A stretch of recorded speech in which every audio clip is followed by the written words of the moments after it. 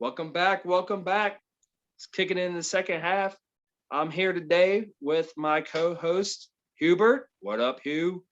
Hey, how's everybody living? No response there, so hopefully they're okay and not dead. I'm D. This is Groot, and today's episode we're going to talk about guys who basically, become the franchise boys as far as people With a or Z. players. Was that? Franchise boys with a Z. Or with an S. So however you want to do it, they should Z. mean the same thing. Um, yeah, like I said, players that just kind of they're the face of their franchise, and hopefully they're not going anywhere or they haven't gone anywhere. Just a quick few examples: Dame and Steph. Hugh, you want to speak on Steph for a little bit? Just get us going here, as far as the definition of a franchise boy. Yeah, with Curry, ever since he was drafted, it's obvious that the how highly the team has thought of him, and it's obvious as well how highly he thinks of the team. And I think he loves the city. He loves everything, you know, uh, that comes with that organization. And I think the organization loves Steph. I mean, everybody loves Steph, so that's obvious. But and to keep Steph, they had to have a winning culture and all that. And they went out and they drafted pretty much all the guys except Kevin Durant drafted, all their real guys to be able to be a successful franchise and to win ships. And I guess that with a player like Steph's magnitude, if he's happy and he's winning, why would he want to leave and why would the team get rid of him? Yeah, but you definitely got to make it through the thick and thin times. Starting out was kind of rough. He had injuries, so the team had also needed to be invested in his talents and what they thought he could become without selling him off too quickly or just labeling him as too injury prone of a player and try to get whatever value they can out of a trade. Um, then we look at another player, for example, that's been the franchise guy for a while for his team, and Damian Lillard. One of the players that's verbally said over and over that he doesn't plan on leaving Portland. And, so far in his career, he's proved that even when he's not making the All-Star team. And then, that just motivates him to become better.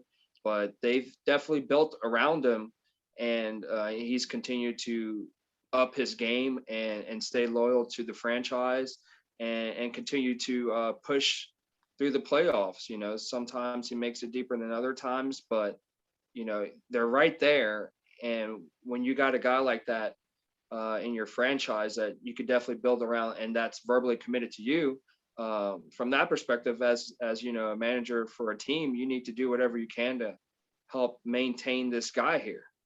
In a different view, when you think of these two guys, Dame and Steph, obviously Steph has multiple championships with the Golden State Warriors. But on the opposite spectrum, if you're thinking about a player like Bradley Beal, who has stuck it through thick and thin, obviously thin right now this season so far with the Wizards.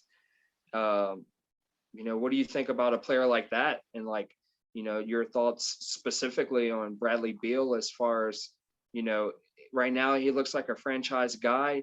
Does he stay or does he go? Like, if you were him, what would you want to do? Oh, if I was Bradley Beal, I would want to be traded. To be honest, I Right mean, I now, felt or like do you want to give it some more time? nah, I probably like next year if it keeps up. The thing with the Wizards, they've had ample amount of time to put pieces in place to help them be more successful. And it feels like every year they just kind of botch that, and they don't pick up the guys they need to pick up or make the moves they need to make. I think your bud said it. Maybe his first episode on here, we were talking about the East, and he called their front office a joke, pretty much. And I think I'd have to agree with that. And I know he's faithful to the city and he likes DC, but I mean, at some point, uh, you would think winning would start to become a priority over getting paid, which he's already getting, and things like that. So I would, if I was him, I would ask for a trade because I don't see them winning anytime soon there. You talk about 21 Savage a lot. I know you like to quote lines. What's the quote on the love versus loyalty? Give us a small Yeah, sample. I'd rather have loyalty over love. Yeah.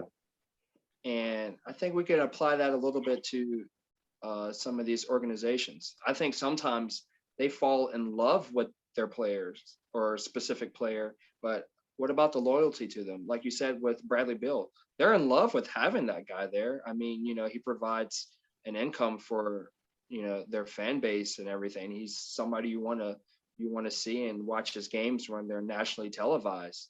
But what about the loyalty aspect? Like what you were saying, trying to make this guy, comfortable with a situation that's not about losing, like getting him in the mindset of, we are a winning organization, or we're trying our best to help you win and not just have you for a ride along until you expire. Yeah, I mean, I think that's a fine line. I think every player is different when it comes to that aspect. I think, some obviously just go wherever they're going to get paid the most. Some go wherever they're going to get the most minutes. Some do go on where they think they'll be the most successful. Some go where they think they have the best chance at a ring. Some are aspects of all of them. So I think it all just depends on the player. Um, Obviously, some players have a lot more loyalty than others. Um, One thing I so I haven't been watching the NBA for that long, as you know, maybe like 4 or 5 seasons, like in depth watching it. Um, but one thing that really made me realize how much of a business the NBA is and how not personal it is, and is when the Isaiah Thomas left the Celtics. I remember that clearly, and I remember just how everybody was talking about the loyalty and everything he'd done for the city. And so ever since that point, with him, I've just kind of had a mindset, that the teams will say whatever they want and they'll do all this, but at the end of the day, it's a business, and they make decisions. So I do see both sides of that. I mean, I do feel like there should be some level of loyalty to star players on teams, and to treat everyone like, we're gonna put you in the best position possible to succeed and stuff like that. But at the end of the day, I mean, it's a business, and it happens. And that's you kind of hit the hit of the nail on, as far as what you were saying there, in regards to what we were talking about before we started recording, when I was discussing with you small market versus big market teams. And this is a clear example. And I think that's why we see some players like maybe a Carl Anthony Towns who perform at a higher level, but they're comfortable with the small market, even if the small market isn't doing a lot financially to try to bring in players. But I mean, the Timberwolves are definitely, trying over the last couple of seasons, but still, like, the small markets, maybe that's a big plus there for players. It might be because, hey, I know my worth to this small market team, and I know they're not going to try to trade me for the next best thing or something that's slightly better in their opinion, because they're comfortable with having me here doing whatever role I basically choose to do. And then, like you said, for example, in a Isaiah Thomas situation, where he's definitely playing very well for that team and he's pouring his heart out, but then the organization doesn't provide that loyalty for you. They love having you, but they didn't provide enough loyalty because they are a bigger market team, or a well-known market team, I guess you could say, and they're about more of a winning culture. So if they saw a slither of a gain in that trade where they got Kyrie, where it's like, it's not that you're a bad player for us, but we have an opportunity to go out and get a player that is, more talented than you. Sometimes that could be a slap in the face, but when you're on a GM standpoint, you're just kind of making moves like, okay, we are winning games with you, but we're not winning enough games or winning at the higher level that we want to be at. So sometimes that's when you make that move, and it's definitely a toss up. And but I did have a question I wanted to ask you, when it comes to some of this loyalty that that the players have shown to their respective franchises. And like you had mentioned, Bradley Beal getting traded, potentially, or asking for a trade. What about Steph? I'm not saying he should be traded. I wanted to ask you, has Steph earned the right to leave? Like, as far as in a few years, if he becomes a free agent and he wants to go, and it's not necessarily him wanting to chase titles. Fans of the game or fans of Steph know that he's from Charlotte. What if he wanted to go to Charlotte. I mean, how would you respond to that? You watching basketball for the last 4 or 5 years, like you said, and being a Warriors fan, like you think he's earned that to be able to leave, but earned it in a way where obviously he could do whatever he wants to, but earned it in a way where it's respectful leave. Like, okay, the Warriors respect everything he's provided. Even the fans can appreciate that he's playing for another team because that's what his heart desires. Yeah, yeah, I could. I mean, that would suck, to be honest. I'd hate to see that, but I mean, if that came out, that he wanted to be go somewhere else. I mean, I'd understand. Yeah, no hard feelings. He's done went above and beyond for that organization, and I know before he came along, that organization had been through many years of losing seasons and not good play, and so just what he has brought to that team. Yeah, I mean, like I said, it would that would suck being a fan of the team, but I think he's just done so much for them. I think he would be no hard feelings. I think the fans would accept it. Yeah, I mean, the only thing I would be puzzled with a little bit is the reason you brought up Charlotte, and that makes sense. But I mean, to chase titles, he's already got them. To chase money, he's already got that. So it'd be like if he would want to go play for like the Charlotte Hornets, like a hometown team, that would I'd understand that, or maybe towards the end of his career, teaming up with maybe somebody he's always wanted to play with, never got the opportunity to until that point. I could see that too, but yeah, I wouldn't. No hard feelings. Okay, let me ask you the same question in regards to Damian Lillard. What if he wanted to leave his team because he did want to chase a title?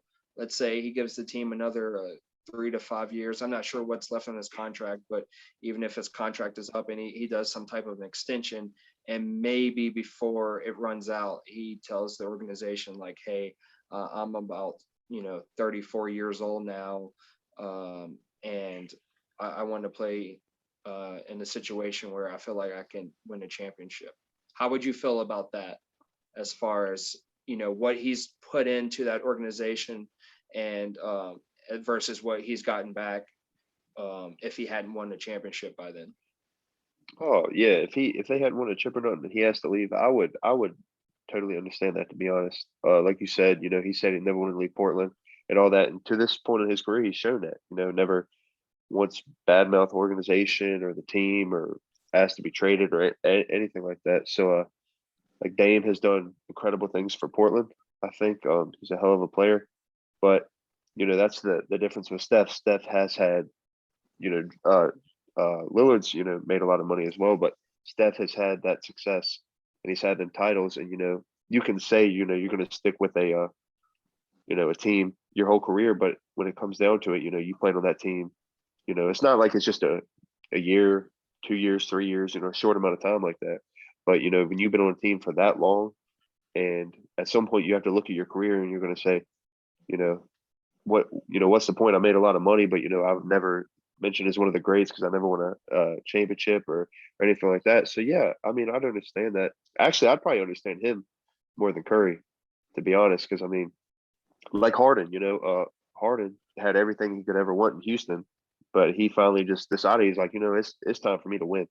I made money. I've been a franchise player. I've been the face of the league. But it's time to win. And he went and did that. Now there's some things where he was not showing up to practice and stuff like that. Kind of like put a little turmoil in that situation. But if everything was respectful with Dame and he just went up to them and be like, hey, I'm gonna plan on leaving. And yeah, I mean, if everything was similar there, I don't see why not.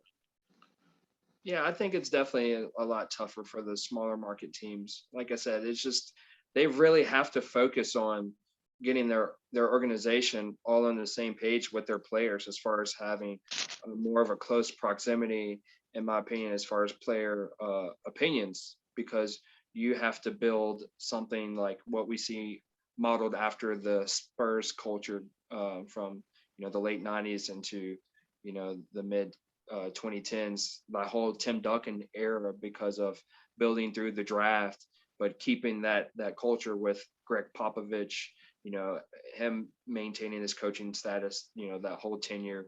through Duncan's career, and then the organization just being on the same page, not, okay, we didn't make it as far as we did last year, or it's been a while since we made a deep playoff run. We need to shake things up drastically. Just sticking to your roots and trusting your own process. And I do think that's what players respect when it comes to some of these small market teams. Like, you have to show a pattern, and hopefully it's a good pattern, as far as, okay, you're showing promise, and you're showing me that you are trying to make things better and to make things a winning culture.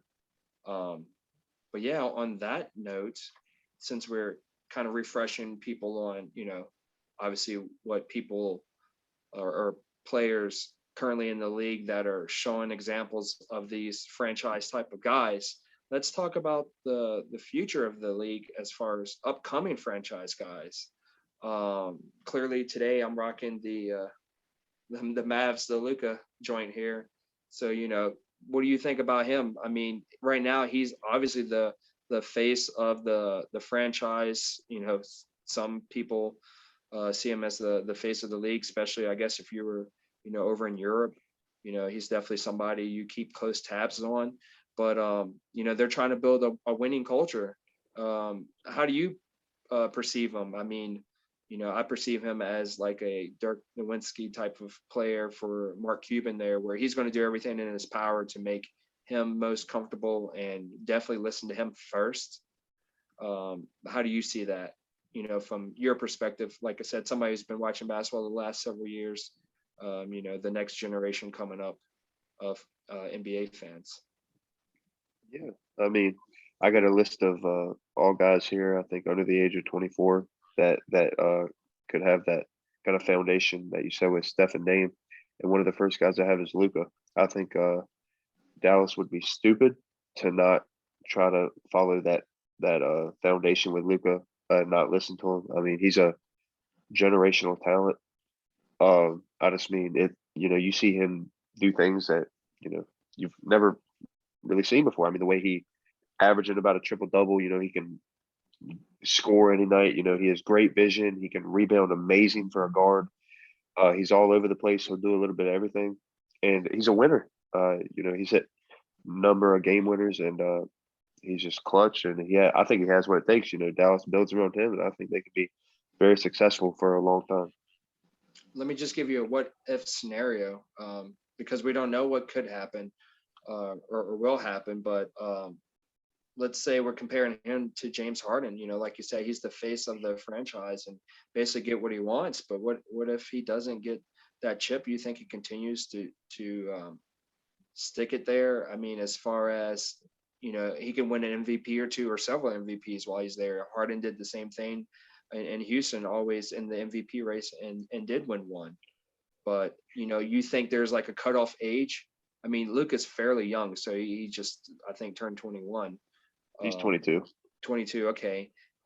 So I mean, what do you perceive as a cutoff? Like, you think maybe around 30, 33?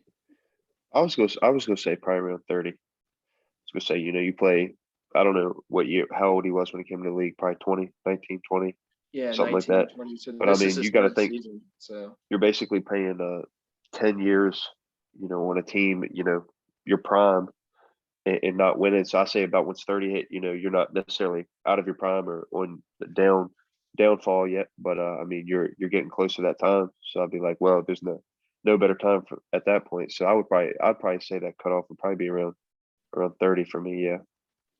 okay. And then you have, however long you want to play, 34, 35, maybe something like that. You have 4 or 5 years to go, join a team that actually has a legitimate shot at winning a title and running it that way. Yeah, it's interesting to see how long the longevity will still be for players. As some players might follow the LeBron model, where they might be able to play in their prime for a lot longer, and maybe 36 is now the new drop off, or 38. But yeah, let's list some of the players that you have, or give me some names, and then I'll interject if I have some questions about that, or ask for your opinions to further explain. Yeah. So you just want me to go through? You want me to say them all now, or just like one and we talk about it? Yeah, however you want to present it. I mean, I have a list of players here that I kind of wanted to go over with you, but I'm sure you probably have basically the same players on your list, if not more. Yeah, yeah, we probably got a lot of the same players. All right, well, yeah, first I have written down, I went with like really young guys at the start of this list, and then later I got, a little older. But I got Trey Young written down.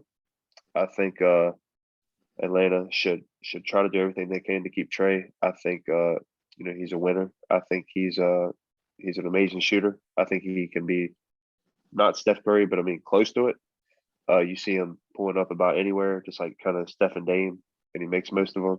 I think Mention to the people what you had just told me before we got on, as far as the Hawks, because just currently, they have, what was it, their assistant coach filling in because they fired their head coach uh, prior to the All-Star break. How is that working out for them? yeah. So it said last night that since Nate McMillan took over as head coach, they're 6-0. So six Haven't and lost zero. a So game. yeah, right there, that showed promise to you know definitely Trey Young that hey, we're gonna try to do what we can to bring in something better as far as coaching and when they brought in Capella last year, you can argue that that was a step in the right direction.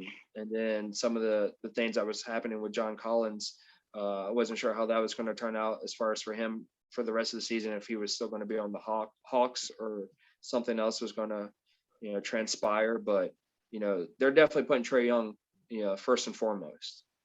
Yeah, So definitely getting him into the playoffs is the main goal right now. yeah, Definitely a yeah. franchise guy. I give him a thumbs up. You Thumbs up. Yeah, thumbs up. throw it up. There you go. All right, so second on this list, and I think this one is a pretty obvious one. I have Zion Williamson. I think Zion is, a Go ahead and freakish throw athlete. Ja in there too with them because So I'm sure Ja. he's on your list. Yeah, Oh yeah, Ja was right next actually. Yeah, yeah. but Zion and Two Ja. guys that's coming into the league at the same time. Yeah, and I just mean you both see, what they're doing for their franchises. Zion. He's in all the highlights you see. Which I personally I never remember a player with more hype coming out of college. With Zion, but I just mean he hasn't disappointed much. Uh, in the NBA. I think the Pelicans. I don't. I'm huge on Atlanta's roster, like what they have right now, and so I didn't really have much bad things to say about that. The Pelicans always feel like they're switching stuff up and trying new stuff. I love him and Brandon Ingram together, and I think Lonzo's gotten a lot better as the season's went on. But yeah, I just think they should try to keep Zion happy, try to keep him as long as they can. I think one thing with is like you kind of touched on with Steph is his injury history. I know he's gotten a little banged up before, so that's one thing to keep an eye on. He might not have the longevity that a lot of these other guys might have. So that's one thing you might want to, if you're planning on winning with him, you might want to put pieces in there to do it sooner rather than later. I And I, think, and then I would like to add in that because what you're talking about with the Pelicans as well is it's kind of like could be like a sour taste in his mouth coming into the organization because if you're looking at the recent past history of that organization, Anthony Davis walked away from them. They didn't give him that winning opportunity, in and out of the playoffs, and MVP caliber type of player, multiple perennial all-star. So with that happening not too long ago, right before Zion was drafted, you don't want to make a habit of that. And maybe in Zion's head as well, he might be thinking on the other end of that, could this happen to me with this organization? How much are they going to put in an effort to make sure we get over the hump? Like, we're looking pretty decent right now. We have a chance to develop. What if things become stagnant? When you potentially might have to pull out. It's definitely hard when you're in the West. You can stay, but if winning's a major factor for you, and that gets me into John Moran as well. And I touched on this a little bit, I think, in our previous podcast about John Zion. Like, they were AAU buddies. What if the opportunity comes where they might want to sync up together as far as play on the same team. If they're both in situations where they're not winning like they want to be, or if one or the other's not making the playoffs. Like, could you see that potentially happening? Everybody that gets drafted is potentially a franchise guy, but more times than not nowadays, that doesn't always, doesn't always translate into deep playoff pushes or obviously championships. Only one team can win it every year. So you're competing against, the field. Yeah. Yeah, that's true. Yeah, that would be intriguing for them two on the same team. Both high flyers can both get above the rim. That'd be maybe see some sweet alley oops, stuff like that. So With in them on my the same opinion, team. I'm going to do this. I'm going to do this because I'm going to say one of those guys might stay on their team and one of those guys is going to leave their team. And, for me, it's too early to tell. Like I say, only one person can win.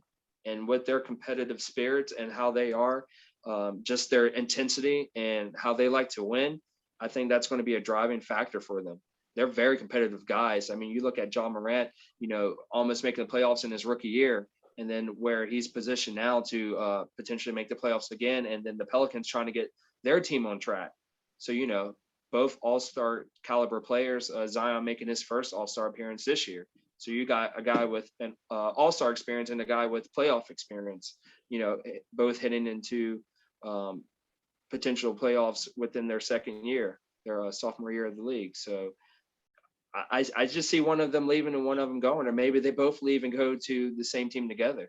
I mean, yeah, it would be amazing to see them play with each other, but that's just my prediction. You have any predictions on that? You think they both stay, or one leaves, or they both go from their drafted teams?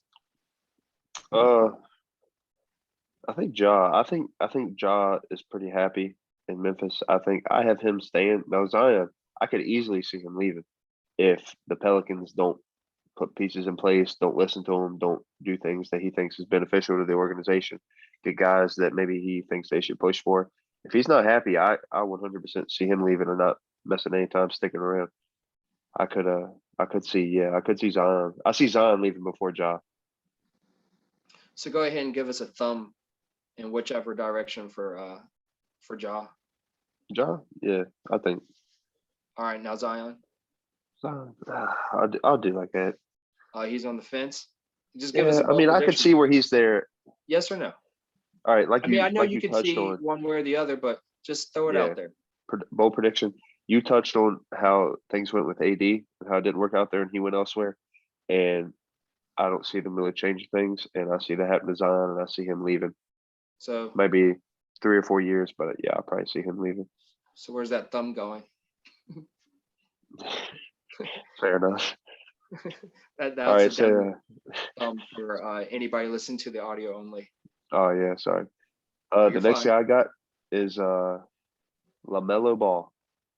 I have LaMelo. I think I Interesting, know because it's his rookie year. I know. Obviously, he's tearing it up. Did they build a team for him, or will they build a team for him? He's just that versatile guard that I think he could basically play almost any system. And right now they're in the playoff run. What did we say they were sitting at as of today? Fourth or fifth? St. Patrick's Day. I think fourth, wasn't it? No, I it was think a that he was fifth. fourth, so probably fifth. Oh yeah, fifth. So Yeah. fifth. I mean, it's still a tight race there, but rookie year, fifth. They're letting you take over the team as far as putting the ball in your hand, and giving you a lot of usage rate. So yeah, what do you think about him? Like, yeah, definitely a guy that you'd want to start a franchise with, which was our previous podcast. But it's early, but you think he stays or you think he goes? I think it's kind of like the Zion situation. I think that LaMelo could easily leave. I think he would have no problem leaving if he wasn't happy and if he wasn't finding success and wasn't enjoying himself in Charlotte. But I actually see Charlotte doing their best to hang on to LaMelo. I mean, he's just came into the league and just kind of took over. He's just kind of took the league by storm. I mean, he's going. He's just getting better as the season goes on, and it's his rookie year. So I mean, just assuming, as more experience he gets, the better he's going to get. And I see maybe 2 years, talking about him in top 3 or 4 point guards in the league, probably. I think he has that legitimate potential, and obviously somebody that high, you don't want to lose. You want to do whatever you can to keep him happy. So I actually see Charlotte doing their best to hang on to LaMelo and building. I like a couple of the pieces they have in place. I like Terry Rozier a lot, PJ Washington, a couple guys just to name. I like them, and maybe add a couple other pieces that they think they need. But yeah, I like LaMelo. I like building a franchise around him, and I think Charlotte will do. I think they'll try to keep him happy. My bold prediction to counter that, I think the opposite. I mean, a lot of it does depend on the organization and LaMelo Ball himself as well. The reason why I'm saying that, I just feel like his personality is stronger, or going to be stronger than his brother Lonzo Ball, who would be comfortable staying in a specific organization. But I mean, yeah, they definitely have the opportunity to add. But when you talk about the Eastern Conference and you're talking about a team like the Charlotte Hornets, we saw with Kimba, they didn't push a whole lot. So that gives me another red flag, almost like the Pelicans with Anthony Davis. You can't come up cheap here if you got a guy this talented and you need to provide some winning talent around him. Like, yeah, they got young guys that need to develop, but at some point, I think most franchises that win something, like, you can win without adding, like I said, as far as big free agents, but that happens in modern time with like Golden State when they won their first one, and maybe the Spurs. But when you look at Golden State, what they had to do to counter after they lost 2016, they added Kevin Durant. So that costs money. So if you're Charlotte, you can't come up cheap. You have to go after these big guys, these big name guys that carry a hefty price tag sometimes, to keep your guy happy. And then, like I said, that's just when LaMelo Ball's personality comes into play. And I think that guy's a winner. He's about winning. And yeah, he's definitely going to have fun while he's there. I mean, I see him there, in my opinion, for at least 6 years. But it's going to be hard for Charlotte to win a chip. I think they have a lot to work with and a lot to work on. But I'm gonna thumb it down. I'm gonna thumb it down for him being like that long-term 12+ year franchise guy. I guess maybe I should have started out with that statement maybe at the beginning, like maybe put a number for a franchise guy, maybe 12 years, because that is a long time. That's almost the length of a decent, obviously, player's career in the NBA. That's like an all-star, at least 12. So yeah, I don't think he stays very long, as far as past a certain point when he gets into his prime. I think Charlotte's not going to do what it takes to necessarily have him in the winning spot to compete for a championship. And I think he's going to be driven to play in a winning culture. Now they could counter that and get Lonzo Ball, get his brother, make him comfortable there, and maybe add some pieces, maybe pick up their other brother, Jello, just to make it all work later on, if that's what it takes on the cheap. But Yeah, I like that opinion. All right, so the next, I got 4 guys left. All these guys are not old, but 2-3 years older than these other guys. Are a little more experienced, so we've got a little more time to see them in the league and what their teams are willing to do for them. But the next guy I have written down is Jason Tatum. With the Celtics, I think I see Tatum staying in Boston for the long haul. I was actually thinking about writing down Tatum and Jaylen Brown together, but I was just thinking about it, and I would think if something was to happen, I could see Brown leaving before Tatum. Just me personally. I know they're both amazing players, but I just think personally, I could, if one of them had to leave for whatever reason or wasn't happy, I feel like it would be Jaylen Brown before Tatum.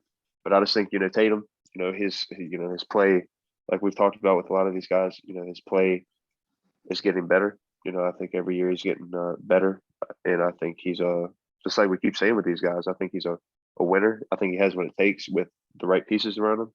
Obviously this year is not going the way that Boston would have liked, and that I still, like we've discussed on here multiple times, there are a few pieces away, but I think Tatum is a guy that Boston should build around, other than any other guy they have right now. Yeah, I'm going to agree with that. I have Jason Tatum listed as a lifer for the Celtics.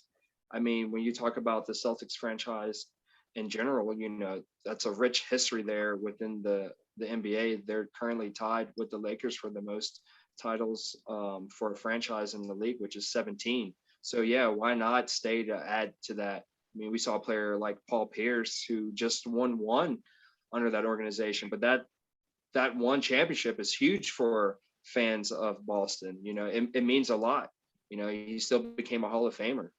So with Tatum, even though he's on the Celtics, I see that Kobe spirit in him. So that mentality to always be better. So, I don't think a lot of times when it's a losing standpoint, I don't think he's going to blame the Celtics too much. That doesn't mean that the Celtics shouldn't take his criticism. If he has something to say, they should definitely listen. But with the GM like Danny Ainge, who believes in making moves to better the team, like i.e. Isaiah Thomas, what you mentioned earlier, yeah, I don't see why they wouldn't be able to retain Jason Tatum and keep him happy. And yeah, hopefully Brown gets to stay along for the ride as well, and keep it a duo for the rest of their careers together. If Brown continues to perform and get better, like Tatum, we assume will do the same as well. Then yeah, why not use those two as your base guys, especially with them being as young as they are, and continue to build and add around that and do whatever it takes.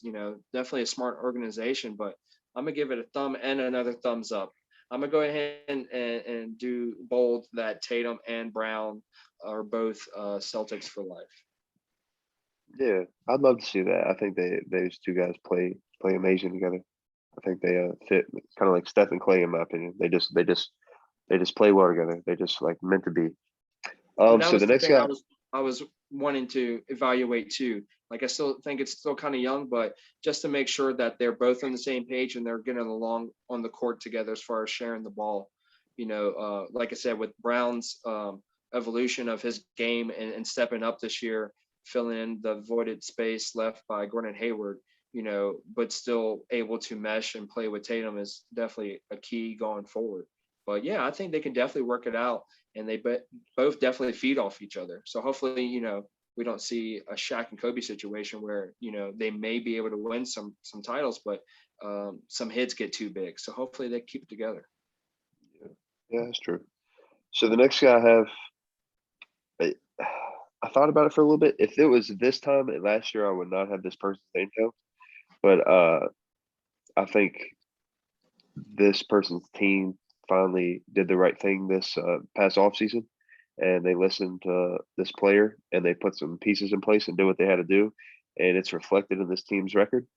But my next player is Devin Booker. I Devin think, Booker, that's interesting. You mind if I speak on that for a little bit? go ahead, buddy. I mean, I have said this before this season. I was like, the Suns organization, they need to do something, and they need to do it immediately. They should have already done this because, yeah, he was on that rookie contract, and then, he gets the extension, gets the big payout. He definitely deserves it. But I felt like with him and Towns watching both of those players, on their respective teams, they both were in the same draft class that, I thought he was the opposite personality as far as when it came to him and Karl Anthony Towns. Like Towns, I think he's kind of fine where he's at in his role, and whatever comes. But I see Devin Booker is like, hey, this is a winning. I want to be in a winning situation. That's the same organization that had Eric Bledsoe at one point, and he was like a really great player when he played for them, and we saw him basically wanting to get out, and they had to deal with that situation while Booker was already drafted there. So, seeing that and seeing the habit of, okay, are we sitting at the bottom of not just the Western Conference, but the league as a whole and getting these high draft picks? That's not what it's about for him. It's not about, okay, me going out there and dropping, 60, 70 points, in a game. I want to win. And, he definitely showed that last year with the playoff bubble, or before the playoffs and the bubbles when they had those initial games to see who would get into the playoffs. So I think there was just proof to the organization, like, look, I can stay here and win, but you got to give me more, because we shouldn't have been this far down as far as record with the talent that we have now. And they definitely did the right move in adding Chris Paul. You had things that were of value that you can move or trade to try to bring in somebody that was definitely available without giving up something that you knew you needed, as far as an Aiton or somebody like that, and then adding in Jay Crowder as a experienced veteran to help stabilize that team and get them through the playoffs that they're looking like they're going to be seated pretty high for. So definitely big ups to the Suns organization. But yeah, I had a feeling, that the Suns weren't going to be able to do this. Not really be able to do this, but they weren't going to risk doing this the last couple of seasons. And I felt like he was going to be on the verge of wanting to leave within the next 2 to 3 years. So yeah, with this in hand, unless something terrible happens where they get swept in the first round, yeah, I think this extended the life for Phoenix of holding on to Devin Booker. But yeah, he was definitely on the border for me. But if they can keep him happy and stay in the playoffs, yeah, he can possibly get a thumbs up from me. Possibly. Possibly. I'm still on the fence. I want to see more, because it's hard to say how long or how many years Chris Paul has in the league. And what if they do come up short? What if they don't make it to the conference finals? Like they come in hot, sweep the first round, and it's a tough second round, and they get out. And I can't remember if Chris Paul has another year left on his contract, but when his contract is over and he still hasn't won a chip, what if he decides to leave? It's a small market team, so it's still hard to bring in players without necessarily, trading. So it's tough. Like I feel like the window's still small, so that's why it's like it's a possible thumbs up, because it's not just with Devin Booker. It's like, who can you bring in, or how can you keep Chris Paul there? And plus, he's like 36 as well. So even if he were to stay, how much of a prime does he still have left as well? So yeah, that's why I said that they're definitely making a move in the right direction, but Booker is another winner. Yeah. Yeah. Like you touched on, I think it's big that, they looked like they were on the verge of possibly losing Booker, or Booker requesting to be traded.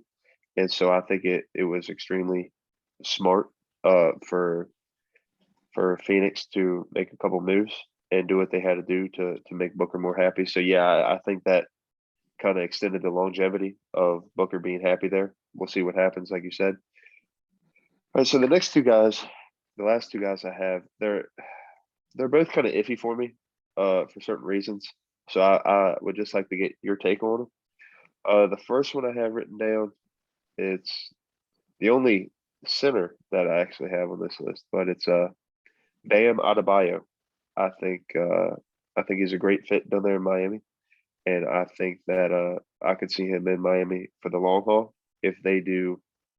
I think Bam's a winner. I think he wants to win. So like last year was amazing for him. I think as long as Miami can keep some pieces in play and have always have a good team, where they're around the playoffs or something like that, I can see Bam being there for a while. What do you think about that? I mean, that's an interesting guy to add to the list, because I contemplated on adding him to the list, because I wasn't sure what my thoughts were as far as where to classify him as, like, mention him, but think he's not going to stay, or think that he will stay. But now that you brought him up, obviously we have to speak about him.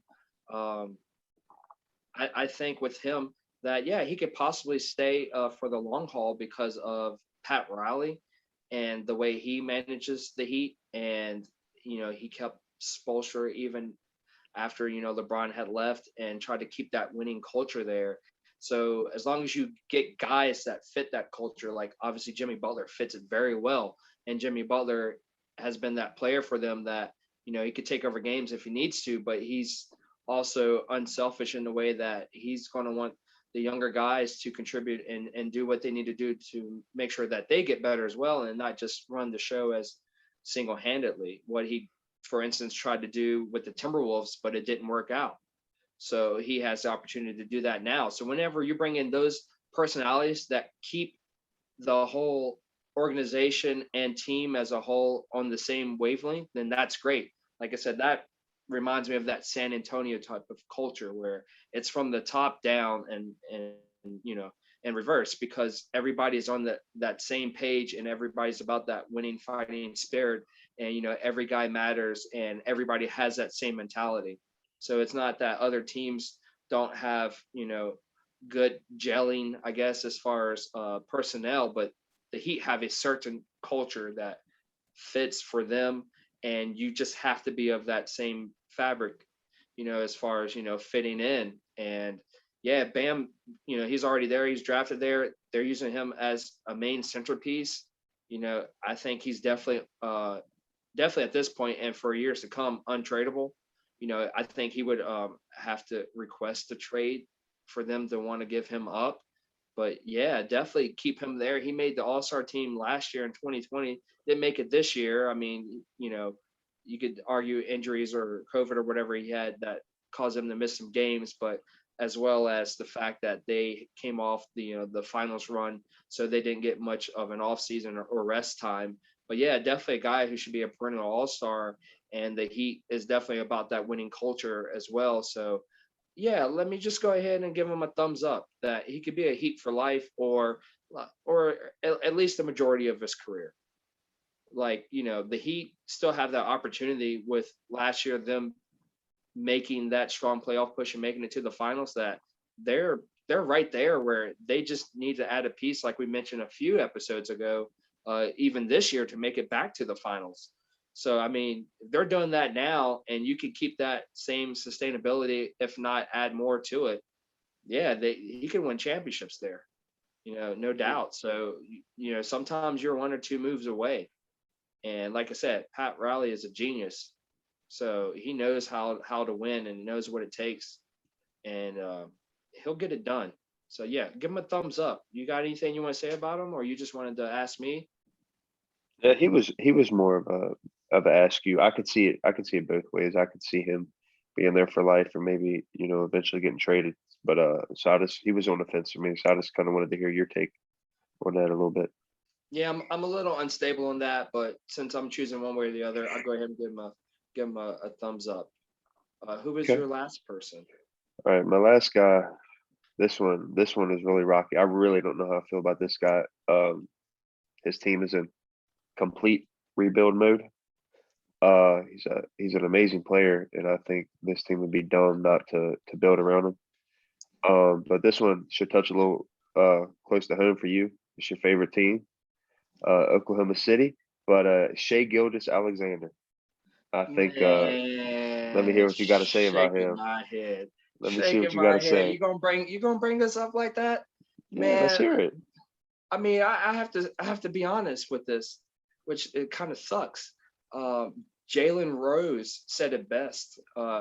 We OKC, we are a farm league. Like, we take on players and get them great for the next team. Like, this is no joke. Like, yeah, can Shea be an MVP with our team? For sure. Can he win a championship? I don't know if we'll keep him long enough to do that, because we'll farm him up, and when we're ready, we'll sell him off and get a lot of assets back. I mean, I'm just stating that, even though we did have a shot before I was an OKC fan, I wasn't a fan back when they made the 2012 finals. But like I said, you see players like Harden, who was drafted by the team, so we do an excellent thing with draft scouting for drafts, and he was a future MVP with the Houston Rockets. Then we also had Westbrook, who was an MVP for our team, Kevin Durant, who was an MVP for our team. Both great performers, and Kevin Durant won it out. We lost him for nothing. So when it came time for Russ to go, obviously he told the organization about him wanting to get out. We tried to make great playoff pushes, but just couldn't get over the hump. So, we were able to trade him. But even still, after Durant left, within a couple of years, we had Paul George. So we do a great job of putting together a winning organization or culture as far as winning. But as far as keeping guys, I mean, that's also I guess, the bittersweet of our organization. Like, we're not just going to, I don't think, just drive our team into the ground. like, hey, we're just going to keep you forever until you get old enough where you can't play. Like, we're going to be upfront. It sounds like where, hey, if you want to leave, you let us know. We don't want to lose you for nothing. And, but if you're here, if you're committed to us, we'll commit to you and try to bring in the pieces. So, I mean, we have a stockpile of assets right now as far as draft picks. So yeah, Shea definitely be there for the next several years and get all the run and playing time that he wants and facilitate the team. I mean, I think it was a smart move by us getting Chris Paul last year. We got a 2-for-1 in my opinion. The first thing was, okay, we have something that eventually maybe somebody would want to trade for because he's still a great player. So we just need to get him in position to showcase that, okay, he's still an all-star caliber player, which Chris Paul is. So then we were able to trade him. And then the second thing about that was that he was able to help Shea Gilgeous-Alexander develop his talent and become more of a mature player. So yeah, like I said, we do an excellent job of scouting players to assemble a team together. But as far as him staying, he's on the clock for me. I hate to say that. Like, it's early in the clock, but I mean, I don't know what the timer will go off for. 6 hours. I mean, not 6 hours, 6 years. I feel like 6 hours, but I mean, just an outlandish prediction that probably won't happen. Our best case scenario, in my opinion, would be for us to use those draft picks. If we don't have the high draft pick or whatever it takes to get Bronny James, we could get Bronny James somehow drafted. Therefore, we might have a guaranteed shot of getting LeBron James. And then maybe somebody else will want to come because LeBron's there. And boom, now we have a winning culture as far as competing for a championship. And then maybe Shea would want to stay if he's there for all of that. Yeah. That's the way I see it going down as far as what would have to happen. Not saying it's going to happen. That's just one of those things. Could it happen? Sure. I mean, I don't know what our organization is going to do specifically with all those picks. Like I said, it's easy for us to kind of be able to make moves and to adjust our team to fit certain people. And they're definitely going to try to do that with Shea.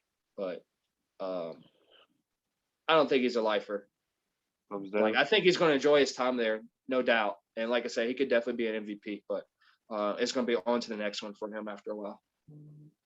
Yeah. I mean, I guess my take, if I had to choose on something, is that I would probably say with how OKC's looking right now and with all the uncertainties, he looks like the one certainty, the one kind of great player that team can have, like an MVP caliber player. So I think my expectations were that he probably would leave eventually. It just fits the bill with him, like you touched on. Harden and Westbrook and Durant, PG. I mean, all these guys just come and go. So I didn't expect anything really different with him, but I just think he should be considered in that category because of his talent at such a young age, and he's only going to get better. And CP3's help develop him as a better player, like you said. And I just think he would fit that bill, but I don't think OKC is going to botch that. Or do that. They'll probably botch it. So I'll give him a thumbs down as well. Yeah. Hashtag Farm League. That's what it's about, man. You're going to see great talents come through here, but that's what it is. It's just great talent, and it's going to be great talent for another team as well. I have a curveball I want to throw at you. Let me hear it. Because you didn't mention them, which I was shocked because I thought maybe you were going to mention them. And I feel like we're doing this thing again that we did last week, or that I did last week, the Jazz. Again, are we leaving the Jazz out? Is this a recurring thing since the LeBron Durant All-Star game? Like Donovan Mitchell. How old is he? I want to ask you. I mean, is he a franchise guy? I mean, I actually have a question here. Donovan Mitchell, question mark. Does he become tradable? And the reason why I put that is they do have an opportunity to win a championship, but if they don't, does he become tradable? Like, from an organization standpoint, or even his standpoint, but like, I would say that he would want to stay, but does he become tradable if they feel like, hey, this guy has a lot of value? He'll be easier to trade than Rudy Gobert. there's something else out there that we can grab that might be better than him. That's just a what if. I mean, I don't know what it would be now, but like I said, the Jazz isn't that big of a market team again. So, I mean, are we seeing a situation if this were to happen where, you know, they're not winning a championship or making a deep playoff run as far as a conference final run, where it's like an Isaiah Thomas type of thing, without the injury, where it's like this guy's really good, but we're just that far away, and we need to we need to make something happen to get us over the hump. Yeah, yeah. I could easily see Donovan Mitchell as being tradable. I think he likes his situation now. You know, I think he fits in with Utah and the way they do Utah and the way they do things very well.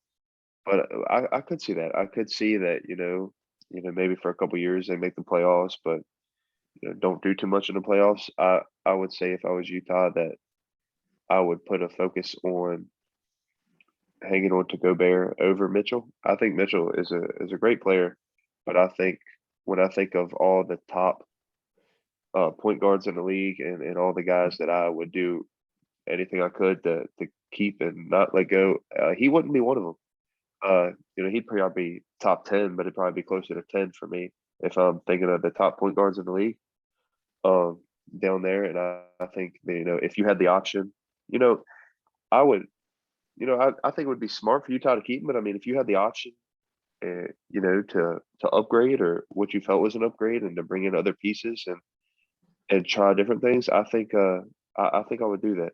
I could see him being tradable. Not right now, and probably not even next year, but maybe if it just kind of keeps going on, like let's say like I said, they go to the playoffs, maybe lose in the second round next year, another mid seed, high seed, do the same thing. I mean, after a while, you'd want to try something else, and I would see him being traded. Like I would love to see them stay, as far as when I say them, Donovan Mitchell and Rudy Gobert, kind of like John Stockton and Karl Malone. But it's just the way the NBA and the business works nowadays. Sometimes you see those golden opportunities to do what looks to be like a simple no-brain, you know, sorry, I lost my train of thought, where upgrade, where you just, hey, this player's just slightly better and we need to do some change, but maybe they win a championship or two and they still keep them, Yeah, or yeah. they want to stay. If they're successful, I could 100% seeing them both stay for the rest of their careers, or I mean, at right least. now they're number one in the regular season, so this is going to be interesting because what you see sometimes with the younger teams, even though they have the playoff experience, is that you don't have enough playoff experience when it comes to some of these veteran players that are on other teams. Only LeBron himself is a threat to any team in any conference that he's in from year to year. And then you throw in some of those other teams that are also hungry as far as matchups. I mean, we saw Denver and the Jazz go head to head last year in the playoffs in the first round, and that was tough. I mean, in Game 7, if the Jazz would have won, they could have been the ones in the conference finals against the Lakers. Just because they lost in the first round didn't mean that they couldn't have beat the other opponents that the Denver Nuggets had beat right after. So they're definitely right there. And but again, like when you're a small market, sometimes it's hard to attract other players. But I think they're on the right track so far because of what they did as far as bringing in Mike Conley, not this year but last year. So having help there with the guard situation and having all that depth that they have, like I said, building through the draft and maybe some G Leaguers and stuff in there. But yeah, definitely have two franchise pieces there that maybe Rudy Gobert and Donovan Mitchell could stick around. But in modern times, it's hard to do. It's really hard to do. Like you have to basically both be on the same terms that the organization's like, yeah, you're definitely the guy to build upon. We can't get a guy better than you to come here. And that same guy has to be like, I don't want to go anywhere. I got something to prove here. I'm loyal to the fans. I got to show up and show out. So Yeah. yeah, Donovan Mitchell definitely has that heart. So I think in this case, for me, it's going to be more so in the organization. I'm gonna put it on the organization as far as if they're going to make that move or not. I think Donovan's willing to stay, like you said, and Rudy Gobert. I would say as long as they don't trade him, he's a lifer. Yeah, yeah, He's a lifer there for the Jazz. yeah. I agree with that. Do you want to give a quick shout out to Jokic, the Joker? The only reason I didn't put him on this list, I thought about him, but just because he's what 20, 27, 26. I can't I remember was how trying to old he go. is, I but was trying yeah. to go with younger here, but yeah, Jokic. But let's just If say his the rest of his career. yeah, I mean, if his production, I mean, even it gets close to what we're used to him putting up. Yeah, I see him staying in Denver for the long haul. Now Jamal Murray, I could easily more than Donovan Mitchell. I could see Jamal Murray being shipped. He's hot and cold all the time, and he played great in the bubble. He's playing great now, but first half of the year, he wasn't very good, and so I could easily see Jamal Murray. I thought about him too, but I could see him being traded. I could see him being traded at any point, really, to be honest. You might want to trade him when he's playing good to get assets for him. You want to trade him when he's playing bad because you're tired of his ass. Sorry, tired of him. But but I mean, You get a Jokic, little yeah, worked I up mean, over there. yeah, sorry, but You're really going in on Jamal Murray. I don't know if he deserves this, but man, if you didn't light sorry, a Jamal, fire but under his butt, I mean, he might start dropping 50 again. he might. And hey, trade him then and get some assets for him while he's hot. But I mean, Jokic, yeah, if he's putting up close to what he is now, and as a great defender, great vision, I see him a lifer in Denver there. Okay. All right. Yeah, I like the input. I like the wrap up and you going in on Jamal. I mean, just went in on him. But I mean, it's the honest truth. That's what we're here for. We want to hear the opinions of what, definitely people of like, what they're thinking as far as what they're seeing and how they think it's going to play out. So yeah, shout out to Jamal Murray, shout out to the Denver Nuggets, and you got at least one lifer there, and the other guy, if he acts right, he could be a lifer. If not, ship him and keep Porter Jr. there, or whatever you need to do to make that winning culture legit. Yeah. So we're basically at the end of this segment here because I don't have any more notes. Do you have any last notes, last words? I've talked about everything I got written down. So you got it all in? Yeah. Yeah. Yeah. So I guess it's time for those last shout outs. Like I said, this was the Franchise Boys episode. With a Z. Franchise Boys with a Z. With the Z, with the YZ, Yeah. for KISH YZ. Let's go ahead and plug that in. Once again, this channel is KISH YZ. Follow us on anchor.fm if you want the audio only. Pocket Cast, Google Podcasts, just to name a few. I think it's also on Spotify. And obviously here on our YouTube page, KISH YZ. That's KISH space YZ. Hugh, any last shout outs? Did your mom ever sub? I don't believe so. I haven't talked to her, so I don't think she's subbed yet. I'm gonna give my shout out. I did enough talking about my mom yesterday. I want to shout out Angie. Angie. Yeah. What up, Angie? I want to give you a shout out. Shout out to Angie. Angie, can you give us a like and a sub, please? Angie got us. I was going to ask you something else, but I guess it wasn't all that important. Must not have been. So, like I said, we're going to wrap this up. So, yeah, thanks everybody for having us. I guess I'm going to shout out the Utah Jazz again. I feel like they just keep getting left out. I feel sorry for these guys. They're number one in the league entirely. Hey, and guess who whooped them a couple days ago? The Warriors. Warriors. That's kind of a shame. Yeah, and it's kind of a disappointment for y'all because of do better. Loss immediately in the next game against the Lakers. Hey, you can't win them all. You can't win them all, and shout out to Steph Curry because he's going to be sidelined. Maybe is that what you were saying? Just go ahead and Update the Yeah, he people a on little that banged situation. up. He fell when he was attempting a 3-point shot at the end of the third, and he landed on his back kind of awkwardly and got up and immediately went to the locker room and didn't return.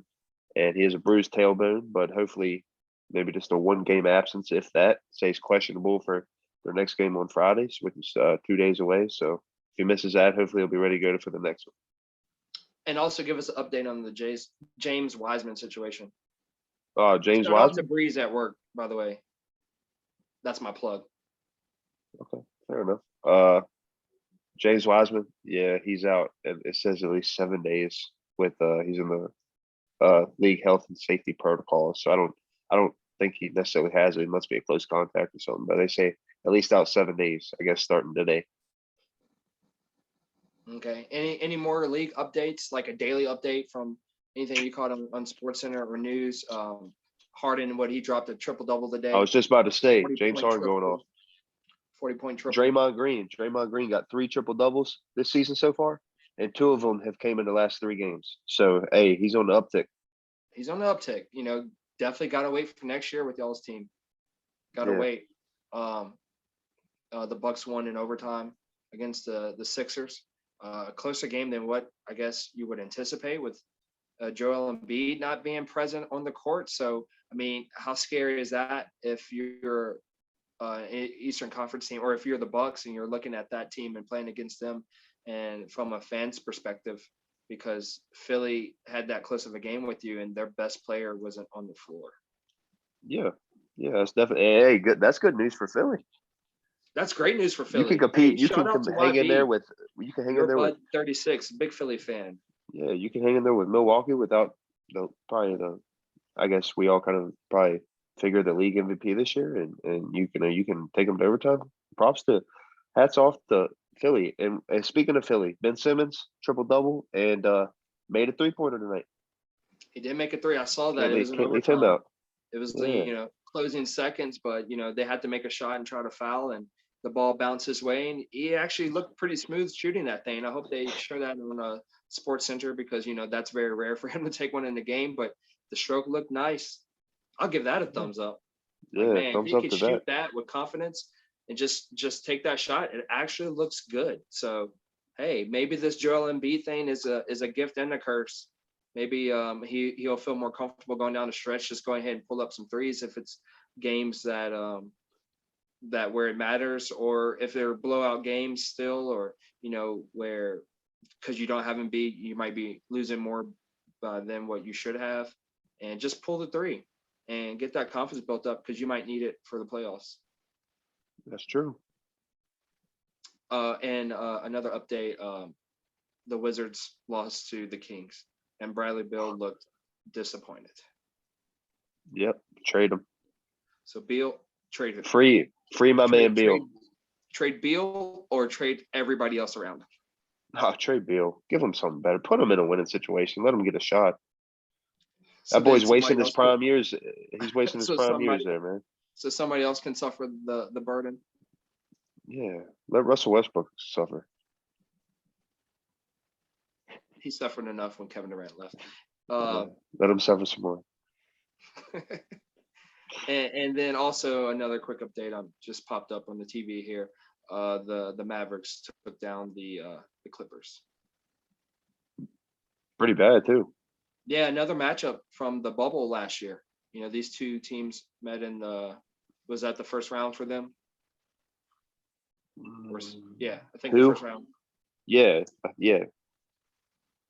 So yeah, I mean Luka. That's my last shout out is Luka because I'm rocking the jersey. 1, because Luka's tearing it up, and 2, it is St. Patty's Day. So rocking the green. Don't pinch me, pinch you. Angie pinch you tomorrow. Yeah, so, there you go. Yeah, say bye to the people. See y'all. Have a good night. All right, everybody. Thanks for kicking in the second half. Peace and love.